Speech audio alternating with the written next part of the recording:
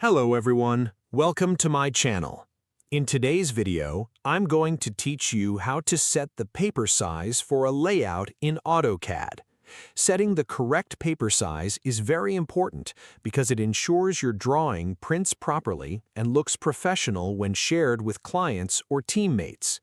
First, navigate to the Layout tab you want to modify. Each Layout tab acts like a separate sheet of paper where your final drawing will be prepared for printing. Make sure you select the correct layout before making any changes. Next, go to the Output tab at the top of Autocad and look for the Plot panel. Inside this section, click on Page Setup Manager. This area works like a control center for all your printing and layout settings. Once the Page Setup Manager opens, you'll see a list of available page setups. Select the setup you want to edit and click Modify. This opens the Page Setup dialog box, where you can adjust important settings such as printer selection, plot area, orientation, and paper size. Now focus on the Paper Size section. Open the drop-down list and choose the size that best matches your project requirements.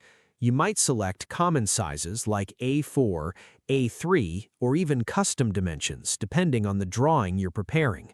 Choosing the correct paper size helps ensure your design fits properly without scaling issues or cut-off details. After selecting the paper size, review the other settings to confirm everything looks correct. When you're satisfied, click OK to save the changes. Then return to the Page Setup Manager and click Close to finish the process. Your layout is now configured with the correct paper size and ready for plotting or printing. Taking a few extra moments to verify these settings can save a lot of time and prevent printing mistakes later.